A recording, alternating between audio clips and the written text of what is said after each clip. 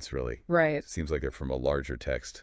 2000 boom boom. 2000 boom boom. Yeah. Okay. Like we're peeking into someone's life. Interesting.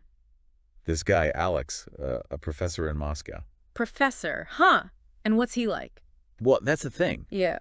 At first, everything's so normal, like Yeah. utterly ordinary. Really? How so? Arguing with his wife about money, planning a road trip, everyday stuff. Wow, that's really disarming. You'd never guess this guy has, well, let's just say, strong opinions about Russia's place in the world. Exactly. It's almost like the text is lulling you into a false sense of security and then bam. It hits you with his ideology, right? Yeah, but it's never overt. It kind of simmers beneath the surface. Subtle. Yeah, like through chats with his friend Evan or how he reacts to things. Give me an example. Okay, his Lada. He's obsessed with this old car. Okay. At first you think, oh, national pride. Right. But then knowing what we know about Alex. It takes on a whole other meaning. Right. Like this symbol of a bygone era of Russian dominance. Yearning for the past. Exactly. And speaking of dominance, there's this scene early on. Yeah. Alex and his friends are out, having a good time, maybe had a bit too much to drink. Uh-oh.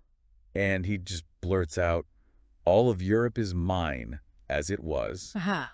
and more. Wow! Out of nowhere! Totally. So jarring, especially after all this mundane stuff. It makes you wonder how much is an act. Like, is this the real Alex peeking through? Right, like a glimpse behind the map. Exactly. It makes you question his true intentions. And it's not all talk. He starts taking action. Subtle, but still. Such as? The way he interacts with his friend Evan, for example. What about him? Well, Evan works at the Emirati embassy. Seems more grounded than Alex, more realistic. Okay. But Alex, he's always pulling him into these conversations about politics. Yeah. Planting these seeds of doubt about the West. Interesting. So he's not just a passive observer. He's actively trying to shape things. Exactly. And that's what makes him so fascinating, but also kind of scary.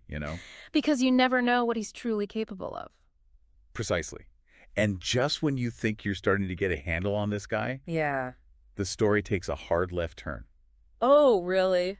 How A so? literal one What? car accident. Oh, wow. It's like the story slams on the brakes. Okay, I'm intrigued. Like it's saying, hey, pay attention. Yeah. 1 minute, Alex and Evan, they're driving along. Right. Next thing you know, swerving to avoid this young guy. Who's that? Dimitri just steps right out into the road. Whoa, that's scary. And, the way Alex reacts to this whole thing, Yeah, how so? It's a pretty jarring experience. you'd think he'd be shaken up, right? Or at least relieved. Yeah, definitely. But not Alex. No, he instantly jumps to attack. An attack, seriously. Yeah, like he was orchestrated. By the Emirati embassy. Wait, Evan's workplace? Exactly. I mean, talk about paranoid, right? A bit much, don't you think? It's almost comical. But there's this underlying current, too. What do you mean? Like this sense of danger. Like his worldview needs an enemy. Even in a traffic accident. Even then. It can't just be random chance. Wow, that's a lot to unpack. And it gets worse. This paranoia, it bleeds into everything. Like what? Give me an example. Victor, this other professor from St. Petersburg. Okay, and? Alex becomes fixated on this guy. Why? What's the deal with Victor? It goes way beyond just disagreeing.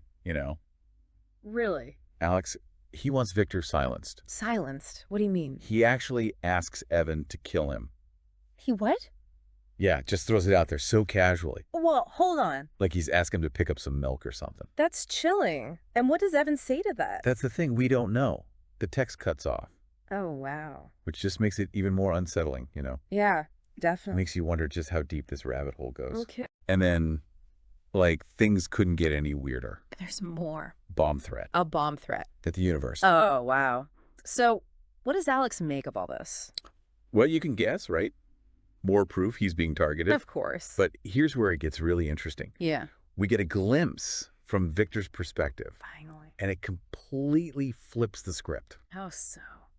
This guy, who Alex has painted as public enemy number one, Right. he comes across as genuinely terrified. You're kidding? Getting threats, fearing for his safety, the whole 9 yards. That's a game changer. It really makes you question everything, you know? Totally. Like, is Alex really the victim he claims to be? Right. Or is he orchestrating all of it? Exactly. It's like the story throws you for another loop here. What now? Just when you start to think maybe Victor's the one in danger, Right. he does something totally unexpected. Okay. Organizes a demonstration. A demonstration, really? What for? This is about political and economic reform, the whole 9 yards. Wow, so he's going public? Big time.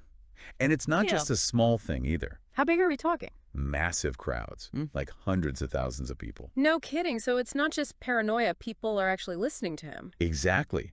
This is way bigger than Alex could have ever imagined. So what's our guy Alex doing during all of this? Right. This is his worst nightmare playing out, you know? So he's got to do something, right? He's not just going to sit back and watch it all burn. No, Alex. He starts building his own platform. What do you mean? Like what's he doing? Writing articles, giving interviews, you name it. All about Russian strength. You know, dominance, the good old days. So he's fighting back, but with words, not bombs. Exactly. And it's working, too. In public, he's this charismatic leader, the voice of reason, you know? But behind closed doors, he's still the same manipulative guy. Oh, yeah, absolutely. Still pulling strings, whispering in ears, the whole 9 yards. So two sides to the same coin. Exactly. And it's brilliant in a twisted kind of way. How so? He's playing a deeper game here, don't you see? What are you getting at? It's not just about taking down Victor anymore. It's bigger than that. He has to discredit the entire movement. Wow. So where does it all lead? Well, Victor, he's on a roll at this point, feeling the momentum. Yeah. He takes things even further, launches his own political party. Wow. Bold move. And is it working? Gaining serious traction, which just makes Alex even more anxious, more desperate. Yeah, this is his worst nightmare coming true. So you can feel the tension building, right? But this is where the story ends, or at least the excerpts we have. So we don't know what happens to Alex, or Victor, or Russia. We're left with more questions than answers. What happens when these ideologies clash? Who wins out in the end? And what does it cost? These excerpts, 2000 Boom Boom, they don't give us easy answers. They make you think about power, about manipulation, about the stories we tell ourselves. It's a reminder that the most dangerous people sometimes are the ones who think they're doing the right thing. And that's what makes this story so unsettling, so real, because it could happen anywhere. That's the power of 2000 Boom Boom, and that's what makes this deep dive so fascinating. Thanks for joining us.